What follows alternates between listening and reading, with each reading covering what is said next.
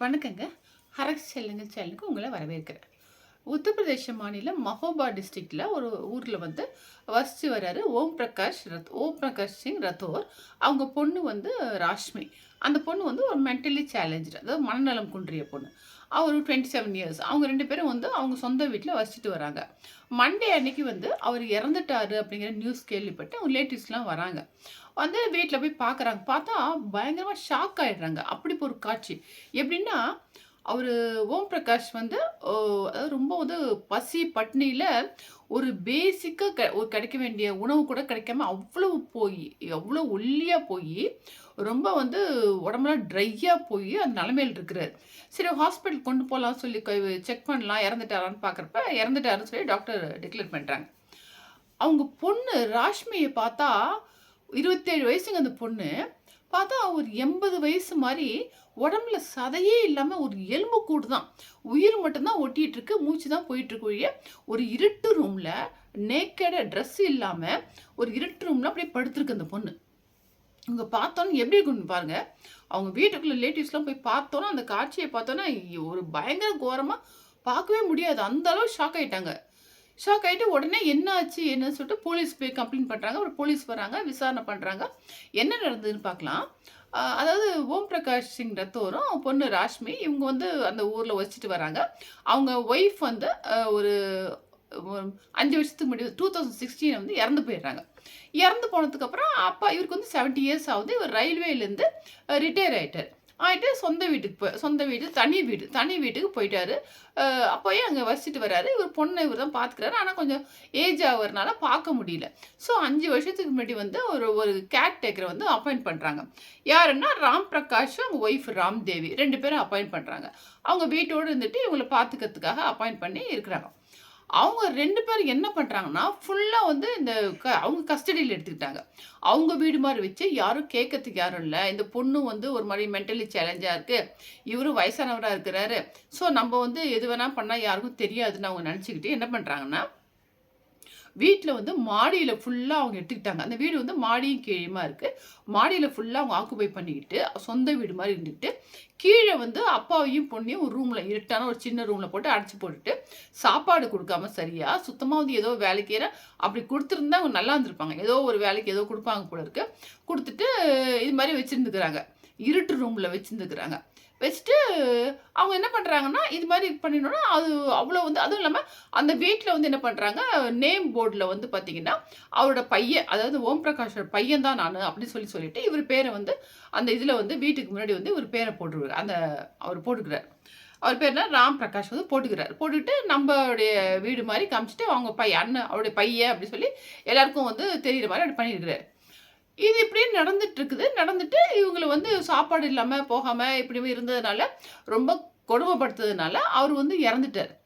ரொம்ப இறந்துட்டோனே, உடனே இவங்க சொந்தக்காரலாம் வந்திருக்காங்க. ரிலேட்டிவ்ஸ்ல யாராவது அவங்க தம்பி அமர். அவரு என்ன சொல்றாருன்னா, இவங்கலாம் பார்க்க போனா, ரிலேட்டிவ்ஸ்லாம் பார்க்கறதுக்கு போனா என்ன சொல்றாரு, இவங்களே நைஸா என்ன பண்றாங்க, "இல்லைங்க அவரு உங்கள பார்க்க விரும்பல. யாரையுமே நாங்க பார்க்க விரும்பலன்னு அவரு சொல்லிட்டாரு. அதனால நீங்க பார்க்க வேணாம்னு" சொல்லி அனுப்பிச்சுட்டாங்க. அவங்களும் பேசாம போயிருக்கிறாங்க. போயிட்டு இப்ப இது மாரி நடந்திருக்கு. இதாங்க விஷயம். இதுல அந்த பொண்ணு அவ்ளோ ஒரு 80 வயசு பொண்ணு, 27 வயசு பொண்ணு, ஒரு 80 வயசு ஆள் மாரி அப்படி மெலிஞ்சு போய் உயிர் மட்டும் தான் ஒட்டிட்டு இருக்கு. அந்த மாரி வச்சிருந்துருக்காங்க. அப்புறம் பார்த்தீங்கன்னா, பக்கத்துல இருக்கிறவங்கலாம் என்ன சொல்றாங்க, இவங்க வந்த புதுசுல கொஞ்ச நாள் 5 வருஷமா தான் அந்த வேலைக்கு ஆள் வச்சிருக்கிறாங்க. கேர் டேக்கரு. அதுக்கு முன்னாடி வரைக்கும் 2016க்கு அப்புறம் இங்க மூவ் ஆயிட்டாங்க இந்த வீட்டுக்கு. அதுக்கப்புறம் கொஞ்ச நாள் இவங்க மட்டும் தான் இருந்திருப்பாங்க. அவ எல்லாம் சொல்றாங்க, அக்கம் பக்கத்துலாம் பார்த்து ரொம்ப ஷாக் ஆயிட்டு, இந்த மனுஷன் மாரி நாங்க பார்த்ததே கிடையாது. இவர் எவ்ளோ ஜம்முன்னு, அவ்ளோ டிக்னிட்டியோட வாழ்ந்தவரு. நல்லா கோட்டு, சூட்லாம் போட்டு தான் வருவாரு. டையோட அப்படிதான் போவாரு அந்த மனுஷன். அப்படி பார்த்தோம் நாங்க. இப்படி நாங்க இருப்பார்ன்னு நாங்க ஷாக் ஆயி ரொம்ப அதிர்ச்சியா இருக்கு எங்களுக்கு. அப்படின்றாங்க. ஆனா அவங்களுக்குலாம் எப்படி தெரியாம இருந்ததுன்னு தெரியல. இவர் வெளில வரலையே, போலயே சொல்லி அவங்க கண்டுக்கலையா? ரொம்ப வீடுங்களும் இல்ல பக்கத்துல. இருந்தாலும் அவங்க கொஞ்சமாச்சும் பக்கத்துல இருக்கிறாங்களே, அவங்க என்ன வெளியிலயே வரலையே, ஆள் வேலை செய்றவங்க தான் இருக்கிறாங்க. கேர் டேக்கர் தான் இருக்கிறாங்க. என்ன ஏது கொஞ்சமாச்சும் நோட்டீஸ் பண்ணியிருக்கலாம். அத யாருமே நோட்டீஸ் பண்ணி எங்கேயாவது சொல்லியிருக்கலாம். அதுவும் பண்ணல. பிளஸ் ரிலேட்டிவ்ஸ் போலீஸ் என்ன சொல்றாங்கன்னா, ரிலேட்டிவ்ஸ் வீட்டுக்கு வரப்ப இவங்க யாரையுமே பார்க்க விரும்பலன்னு சொல்லி சொல்றாங்க. அப்படிங்கிறப்ப அவங்க போலீஸ்ல ஒரு கம்ப்ளைண்டாச்சும் பண்ணியிருக்கலாமே. இது மாரி நாங்க போறோம். இது மாரி பார்க்க வேணாம், ஒவ்வொருத்தரையும் இது மாரி பார்க்க விரும்பலன்னு சொல்றாங்க. என்னன்னு தெரியல. ஒரு சின்னதா ஒரு வாய் வழியா சொல்லியிருந்தா கூட அவங்க போய் சும்மா செக் பண்ணியிருப்பாங்க. உயிரை வந்து காப்பாற்றிருக்கலாம். அதை விட்டுட்டு அவங்க இப்போ வந்து பார்த்தீங்கன்னா இறந்ததுக்கப்புறம் சொந்தக்காரங்களாம் வந்துருக்குறாங்க. வந்து அந்த பொண்ணை வந்து நாங்கள் டேக் கேர் பண்ணிக்கிறோம் சொல்லி இந்த பொண்ணை இது பண்ணிட்டு ஹாஸ்பிட்டலில் சேர்த்துருக்குறாங்க அந்த பொண்ணை ரஷ்மியை. அப்புறம் போலீஸில் வந்து கண்டிப்பாக அவங்க தண்டனை கிடைக்கணும் அவங்களுக்குலாம் அப்படின்னு சொல்லி கம்ப்ளைண்ட் பண்ணியிருக்கிறாங்க. போலீஸ் விசாரணை நடந்துட்டு இருக்கு. ஆனால் அப்போ வந்து இப்போ சொல்கிறவங்க போலீஸ்கிட்ட அப்போ வந்து வந்திருக்கலாம்ல, இப்போ மட்டும் எதுக்கு?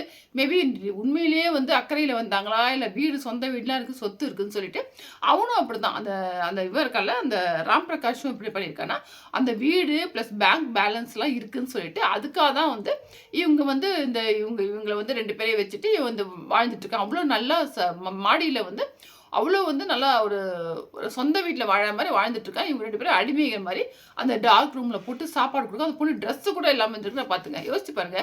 அப்பா ஒரு மென்டலி சேலஞ்சு பொண்ணு 2 பேரும் ஒரு ரூமில் போட்டு என்ன பண்ணிட்டு இருப்பாங்க? எங்கேயும் வெளி உலகமே தெரியாமல் 5 வருஷமா சாப்பாடு இல்லாமல் அந்த ரூம்குள்ளேயே இருந்துட்டு எப்படி எவ்வளோ ஒரு கொடூரமான வாழ்க்கை, எவ்வளோ ஒரு கஷ்டமான வாழ்க்கையை அவங்க வந்து ஃபேஸ் பண்ணியிருக்காங்க. நினச்சி பார்க்கப்ப நம்மளுக்கு அவ்வளோ கஷ்டமாக இருக்குங்க. எப்படி வாழ்ந்துருக்காங்க பாருங்க. அந்த மனுஷன் அப்படி வாழ்ந்தவர் ஒரு இதெல்லாம் நம்ம சினிமாவில் தான் பார்த்துருக்கோம். 2, 3 சினிமாலாம் பார்த்துருப்பீங்க. அதாவது வீட்டில் வந்து வேலைக்கு வர மாதிரி வந்துட்டு அந்த வீட்டில் இருக்கவங்களே கல்யாணம் பண்ணிட்டு போகிற மாதிரி நம்ம நிறைய சினிமாவில் பார்த்துருக்கோம்.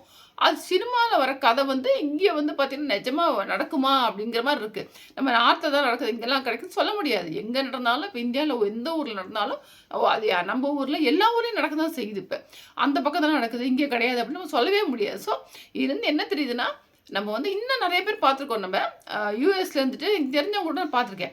யூஎஸ்ல இருப்பாங்க, இருந்துட்டு பேரண்ட்ஸ் எங்கே விட்டுட்டு ஒரு கேர் டேக்கரை போட்டுட்டு நீங்கள் பார்த்துங்க அப்படின்னு சொல்லிட்டு அடிக்கடி வந்து வீடியோ கால் பேசுறது போகிறது இது மாதிரி வச்சுட்டு இருக்காங்க. இதுங்க பணம் சம்பாதிக்கிறதுக்கு அங்கே போயிட்டு பணம் சம்பாதிக்கலாம். ஆனால் அவங்கள வளர்த்தாங்களே அப்பா அம்மா அவங்களாம் பார்த்துக்கிறதுக்கு இல்லாமல் அப்படி என்னங்க பணம்?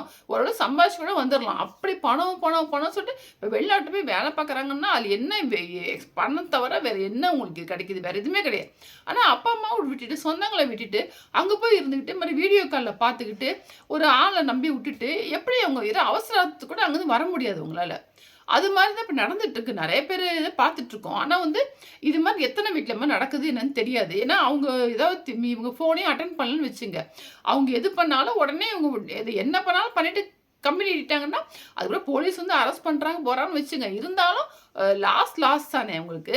உயிர் போயிடுச்சுன்னா என்ன வர முடியுமா? அவங்க என்னதான் போலீஸில் போய் கேஸ் போட்டு அவங்க என்ன பண்ணாலும் உயிர் ஒன்று போயிடுச்சுன்னா ஒன்றும் பண்ண முடியாது. ஸோ எந்த அடிப்படையில் பண்ணுறாங்கன்னு தெரியாது.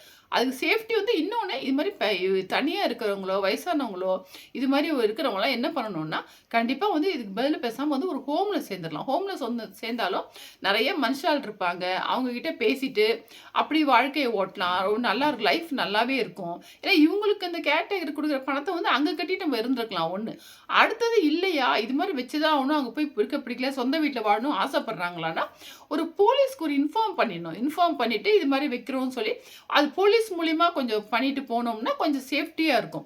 இல்லை ரிலேட்டிவ் யாராவது வந்து அவங்க மூலிமா இதை அப்பாயிண்ட் பண்ணிவிட்டு அவங்கள ஒரு தம்பி இருக்கிறாரு சொல்கிறாங்க. ஸோ ரிலேட்டிவ்ஸ்லாம் இருக்கிறாங்க. அப்படி இப்போ அவங்கள கூட பிறந்தவங்களை கூட்டு வந்துட்டு இவங்களை வைக்கிறேன் போகிறேன் பார்க்குறேன்னு அவங்க ஒரு இது மாதிரி சொல்லிட்டு வச்சா கூட அவங்க அடிக்கடி வந்து பார்த்துப்பாங்க. ஸோ ஏதாவது பண்ணாமல் இது மாதிரி ஒருத்தரை வச்சு எவ்வளோ கொடூரமாக இருக்கு பாருங்க.